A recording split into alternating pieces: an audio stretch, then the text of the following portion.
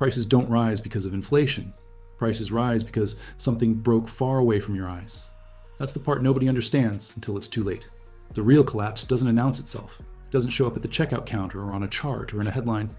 It begins in the places most people never look. The ports where steel containers stacked like tombstones, the ships that vanish behind the horizon, the warehouses where silence spreads before panic ever arrives. By the time the world notices, the damage is already accelerating, invisible, quiet, and unstoppable.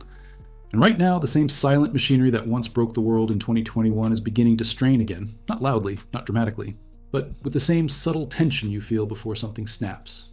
People think supply chains are complicated. They're wrong. Supply chains are fragile. 8,000 miles of dependency stretched across oceans, borders, weather systems, political tensions, and human denial. One invisible fracture on one link of that chain, and an entire economy begins to suffocate. You don't see it at first. You just feel it in delays, in shortages, in slowly tightening pressure. It's like watching a storm from a distance, knowing the wind you feel now came from a force that started thousands of miles away. This is the truth governments never admit. Modern prosperity depends on an unbroken chain that is far weaker than anyone wants to believe. A chain where a single delayed ship becomes a missing part. A missing part becomes halted production. Halted production becomes empty shelves. And empty shelves become inflation. Not theoretical inflation, not forecasted inflation. The kind that crawls into your life like a shadow and steals every sense of stability you thought you had left. The world saw this once recently, in the year everyone thought the crisis was behind them. Containers piled up outside ports like mountains of abandoned evidence.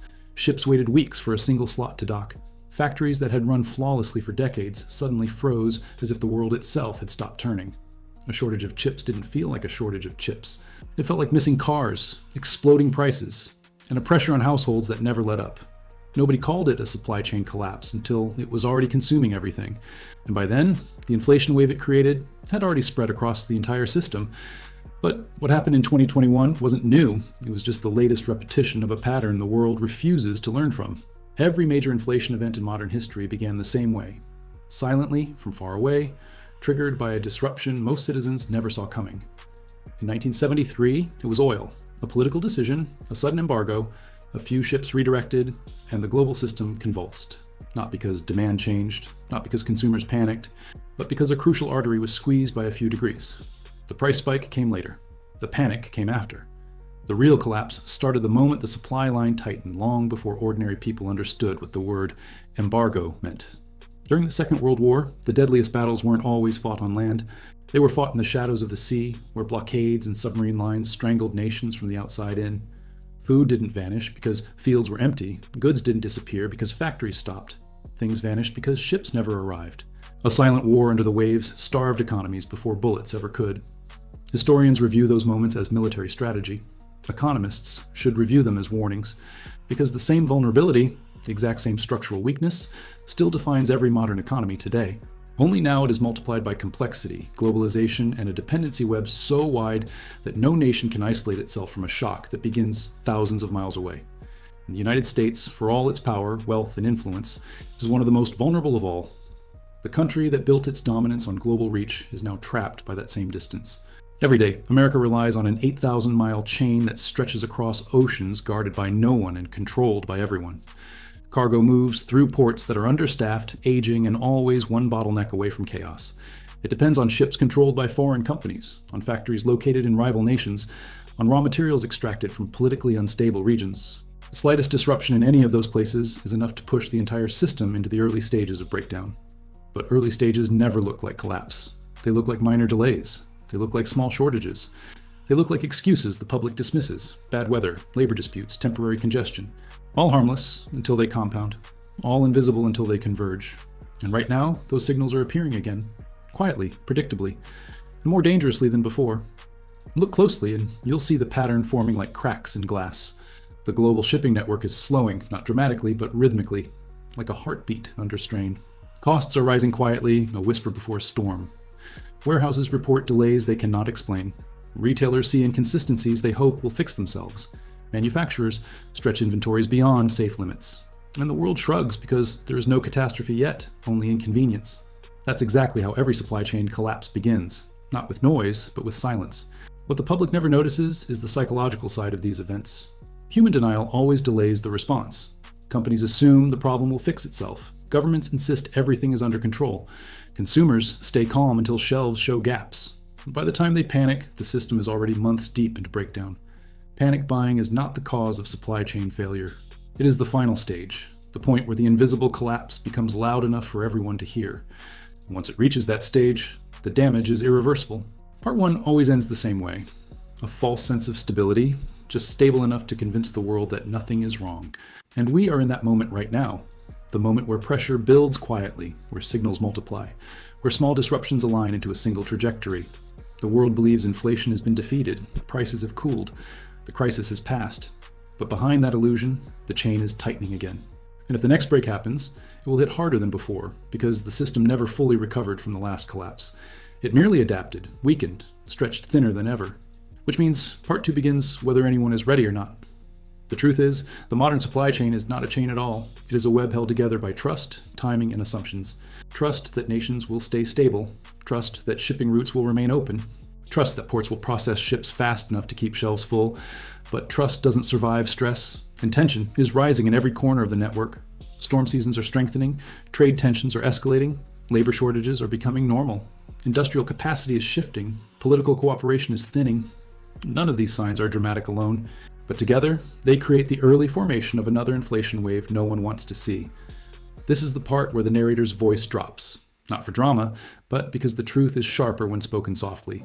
The next supply chain collapse will not begin with a crisis. It will begin with a delay, a ship held at sea, a port closure, a disrupted shipping lane, a missing part in a factory that normally never stops.